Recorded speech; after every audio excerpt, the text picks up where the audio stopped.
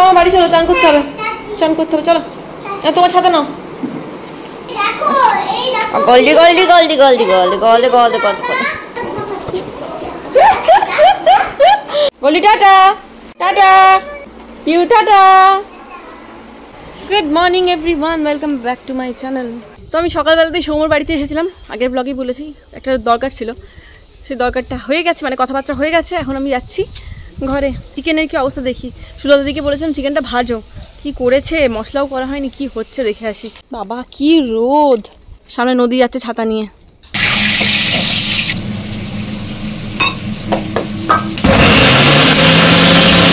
বারোটা বেজে গেছে, একটার মধ্যে খাওয়া। এখন চিকেনের কিচ্ছু হয়নি, নামমাত্র জাস্ট কিচ্ছু হয়নি। আমি এখন মশলা করছি আর একদিকে পেঁয়াজ ভাজছি। বাট এটাও দেখেছি আমি যখনই এই সমস্ত কিছু মানে গ্যাঁজা খুঁড়ি দিয়ে রান্না করি না, মানে রীতিমতো একদম গোজা মিল যাকে বলে, গোজা মিল দিয়ে রান্না করি আর ভাবি যে দূর কি খারাপ হবে, সবাই কীরকম বলবে না বলবে, কিন্তু আলটিমেটলি ওটা ভালোই হয়ে যায়। আজকে যেরকম হয়েছিল, তবে হ্যাঁ চিকেনটা আরেকটু সেদ্ধ হলে ভালো লাগতো, যেটা আমি লাস্টে প্রেশার কুকারে দিয়ে আরেকটু সেদ্ধ করেছিলাম।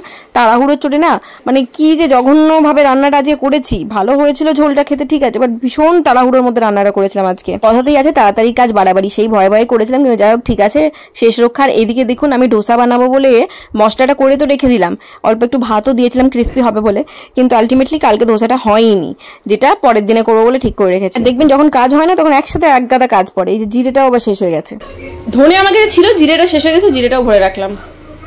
যাই টাইম মতো রান্নাটা হয়ে গেছিল, না হলেই কিন্তু অশান্তি হতো। যাই হোক, আর লাস্টে রীতিমতো সেদ্ধ হবে না ভয় পেয়েই প্রেশার কুকারে দিয়ে দিয়েছিলাম, একটা সিটি দিয়েছি। ভাত নিয়ে উপরে চলে এসেছি, আজকে পুরো ধামা চাপা দিয়ে রান্না হয়েছে। বুঝেছিস যদি বাজার থেকে ফিরতে এত দেরি হয়ে গেল, রান্না করতে এরকম অসুবিধা। চিপড়া না, ভালো সেদ্ধ করেছি প্রেশার কুকারে। এখানে রাজ্যের ফলগুলো এনে তখন ঢুকিয়ে দিয়েছিলাম, এটা ফ্রিজে ঢোকাতে হবে। তরমুজও হয়েছে, আজকে কাটবো, জানি না কি হবে দেখি।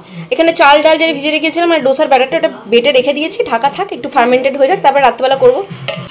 নদীর ভাত খাওয়া গেছে, ভাতটা ভালো লাগলো, আলুটা পুরো তো মাখনের মতো সেদ্ধ হয়েছে বল।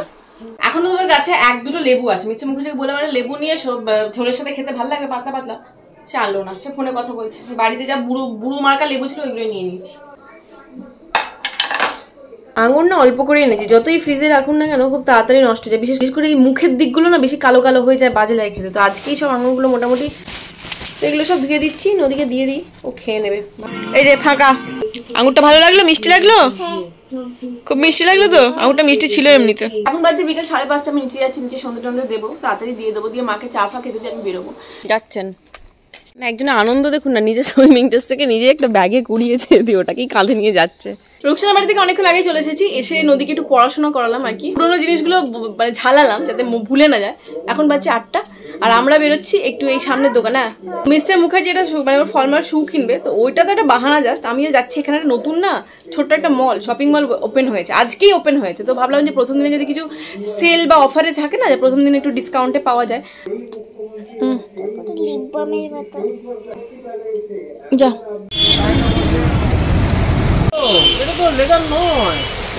এই যে মেয়ের এই জুতোটা পছন্দ হয়েছে, দেখি পাটা তোলো নদী, ঝিকিমিকি টুম্পা দেখি, ব্ল্যাকটা ভালো ছিল কিন্তু ব্ল্যাকটা সাইজে হচ্ছে না, তাহলে ব্ল্যাকটা নষ্ট হবে না।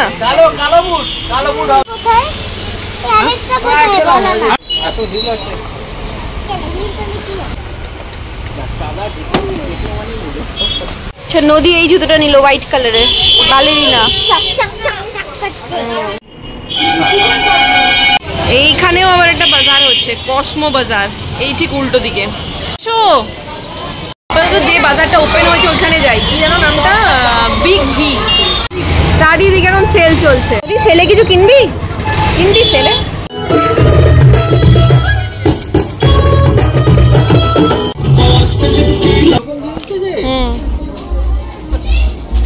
দেখছো আবার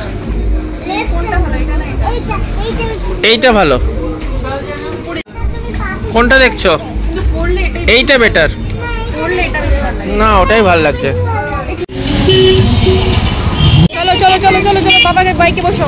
আচ্ছা, ওখান থেকে ফিরে এলাম, ওই নতুন যে বিগ ভি বলে মার্কেটটা হয়েছে, ওখান থেকে কি কিনলাম সেটা দেখাই। প্রথমে দেখাই লুফাটা কিনেছি, ডুয়েল কালারের, হোয়াইট অ্যান্ড, এটা দুটো লুফা নয় কিন্তু একটাই লুফা, এটা দুটো কালারের মধ্যে আছে, এটা নিয়েছি। এটা দেখাই, এটা হচ্ছে 150 টাকার একটা স্কার্ট, লং স্কার্ট, ঠিক আছে, রেয়নের, আর এর সাথে ম্যাচিং করা একটা টপ নিয়েছি। এই যে মানে এটা ম্যাচ, এটার সাথে সেটে ছিল না, মানে আমি অন্য একটা মানে সেকশন থেকেই নিয়েছি, এটা বেশ ভালো, যেহেতু ইয়েলো আছে আর ইয়েলোর সাথে এই জিনিসটা যাবে, চলে যাবে আর কি। এটা ইন করে এই স্কার্টটা পরলে দেখতে ভালো লাগবে। আর হ্যাঁ, যে জন্য যাওয়া ওইটা সেটা হচ্ছে আমাদের যে মাসি বাড়িতে মানে কাজ করে না, ওনার ঈদ তো আসছে সামনে, তো ঈদেতে নতুন একটা শাড়ি দেবো ভেবেছিলাম। আমাদের সুলতা দিকে তো দুর্গাপুজোর সময় দিই, তো মাসিকেও ঈদের সময় দেবো। তো এই শাড়িটা নিয়েছি, বেশ বেশ নরম সুন্দর শাড়ি, একটু কালারফুল দেখে নিয়েছি, জানি না মাসি পরবে কিনা, দেখবো জিজ্ঞাসা করে।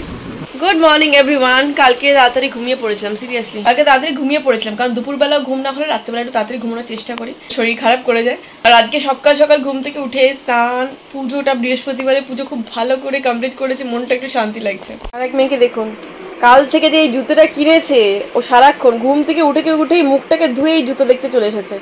2-3 বার পড়ছে খুলছে, পড়ছে খুলছে। সব থেকে ভালো লেগেছে তাই তুই পড়ে পড়ে তো তুই বাইরে যাওয়ার আগে ছিঁড়ে দিবি মনে হচ্ছে, সারাক্ষণ বুকে জড়িয়ে রেখেছিস। আরামবাগ থেকে ফিরেই ভেবেছিলাম যে বেডশিটটা চেঞ্জ করবো, সেই থেকে না এত এদিক ওদিক টুকটাক কাজ, পুরো ডিভান ওয়ার্ড্রপ সব গোছানো টোছানো এসব করতে করতে না মাথাতেই ছিল না। তো সমস্ত কিছু হয়ে গেছে, এবারে প্রত্যেকটা ঘরের বেডশিট চেঞ্জ করব, সেই কারণেই বের করছি। আর বেডশিটগুলো আমি একদম ডিভানের সামনেই রেখেছি যাতে হাতে পেয়ে যায়। 3টে চাদরই বের করে নিয়েছি, মা বাবার ঘরের নিচের সিঙ্গেল বেডটা আর আমার রুমের। আরে বিছানার চাদর পাতা আর বিছানার নতুন যখন চাদর পাতা হয় তখন আমার এত ভালো লাগে না, এই কাজটা আমার সব থেকে ফেভারিট একটা কাজ।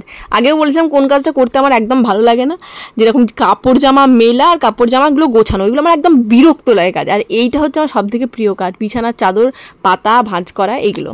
আর ওয়াশিং মেশিনে তো একটা ওয়েট লিমিট থাকে না, তো তার বেশি দিলে ওয়াশিং মেশিন খুব তাড়াতাড়ি খারাপ হয়ে যায়, 2 কিলো বা 3 কিলো যেরকম যা অপশনে যা থাকবে।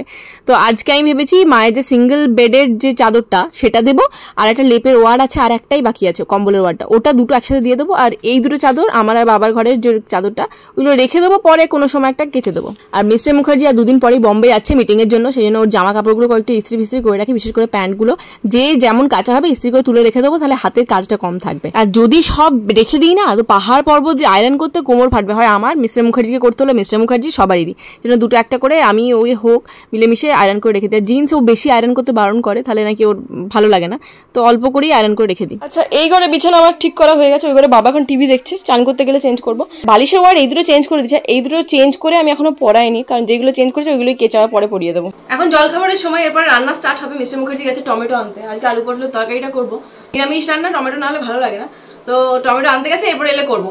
কাল থেকে ব্লগটা কন্টিনিউ করছি, নেক্সট ব্লগে বাকি পার্টটা কন্টিনিউ হবে। তো দেখা হচ্ছে পরের ব্লগে, ভালো থাকবেন।